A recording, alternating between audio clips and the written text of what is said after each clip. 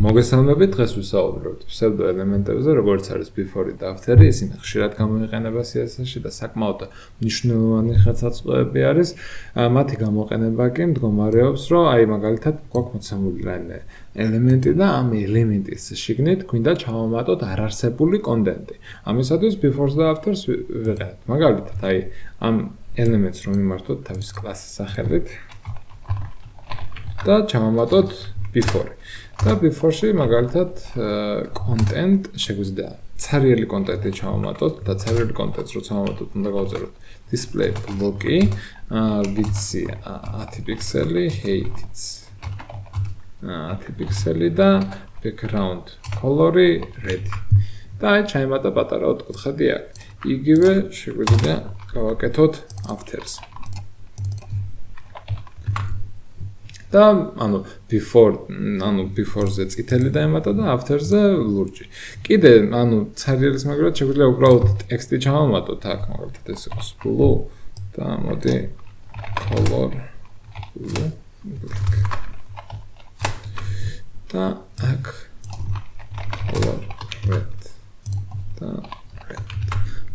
და დაემატება ასე ჩვენს contents before და after ready და blue დაემატა. Inspect-ში რო ვნახოთ და აქ ჩამოვშალოთ ეს ჩვენს label-ი, label-ის შიგნით დაემატა ეს before და after-ი, აქედან გამომდინარე კი ეს იმას ნიშნავს, რომ ეს before და after-ი შეიძლება მხოლოდ დაემატოთ ისეთ ელემენტებს, რომელსაც აქვს დამხურავი tag-ი.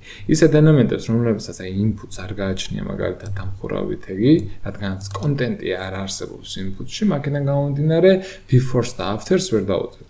ასევე image-საც ვერ დავუწევთ, იმიტომ რომ დამხურავი tag-ი არ გააჩნია და self-closing tag-ი აქვს image-საც და input-საც. აი labels კი დამხურავი tag-ი გააჩნია და მაგიტომაც შეიძლება მასზე გამოვიყენოთ ეს before და after-ი. კიდე მაგალითად აი ღილაკზე რო გავაკეთოთ და ღილაკზე იყოს after-ი და სიტყვაზე ჩავამატეთ რაღაც ტექსტი. და ეს ტექსტი მინდა ჩამოვიდეს აი აქ ქვევით. ამისათვის კი შეგვიძლია გამოვიყენოთ position absolute და position absolute თუ არც როგორ მოქმედებს შეგიძლიათ ჩემი ვიდეო ნახოთ მაგასთან დაკავშირებით. აი position absolute-ს რო გამოვიყენებ უკვე ეს ტექსტი გამოვარდა აქედან და მაგალითად შეგვიძლია გავწეროთ 100%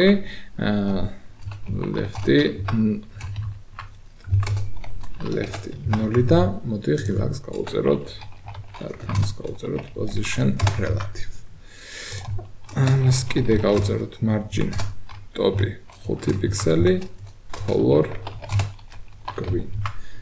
და მაგალითად ეს გვინდა რომ გამოჩნდეს, როდესაც hover იქნება. ამისათვის კი უბრალოდ შეგვიძლია დავამატოთ ჩვეულებრივად ამაზე hover.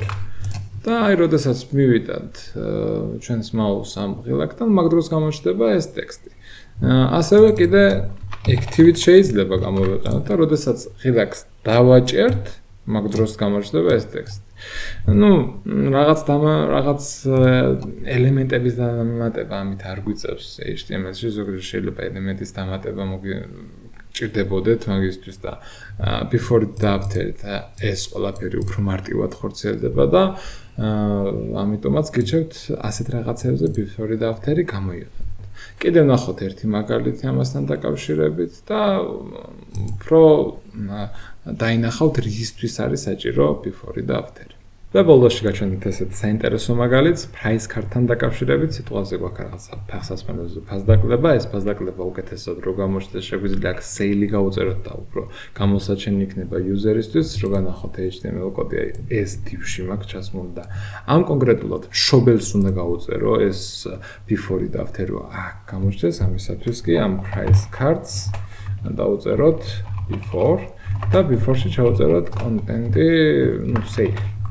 და ესელი აი აგერ გამოჩნდა. ესელი რო ვამოძრავოთ კარგად, ხო, ამისათვის შეგვიძლია და ამოვაგდოთ აი აქედან, არ იყოს ასე უშნოდ, position absolute შეგვიძლია გავუწეროთ. Position absolute-ს რო გავუწერთ, აუცილებლად price card-საც, აი მშობელი, რომელიც არის before-ის გარეშე. მაგას უნდა გავუწეროთ position relative, რადგანაც მშობელი არის და ამის მიმართ რო იმოძრაოს ამ ჩვენმა კონტენტმა.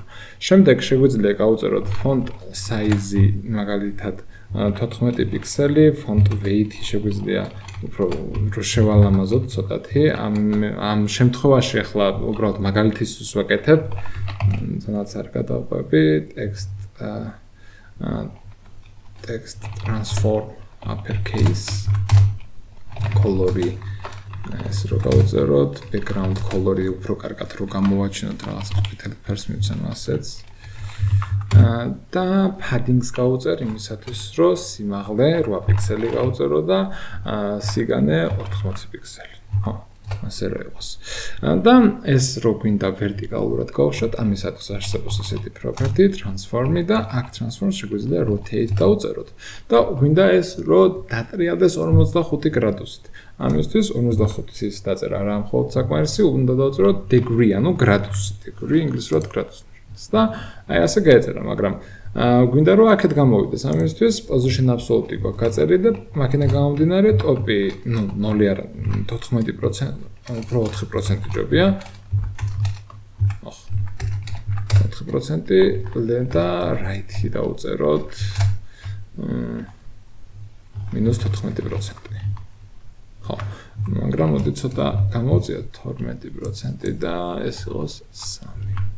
ხო, ასე ჯობია და ეს გადასული არის ასე.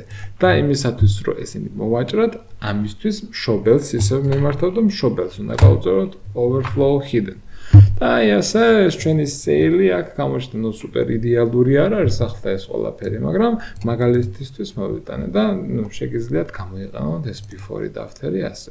და კიდევ ერთი მნიშვნელოვანი რამ, რომ აი before-ის გამოყენება მხოლოდ ერთხელ შეგიძლიათ, არ შეიძლება იგივე ელემენტზე before-ი კიდე რამდენჯერმე რომ გამოიყენე, random რო დავწერო რა კონკრეტულად გადაეწერება უბრალოდ და აღარ არის ის რომელიც ჩვენ გვინდოდა. ამიტომაც კონკრეტულად ერთ ელემენტზე ერთი before-ი და ერთი after-ი უნდა გამოიყენოთ. ნუ სულ ეს იყო რაზეც მინდოდა საუბარი, მადლობა ყურადღებისათვის, გთხოვთ გამოიწეროთ არხი და დაალაიქეთ ვიდეო.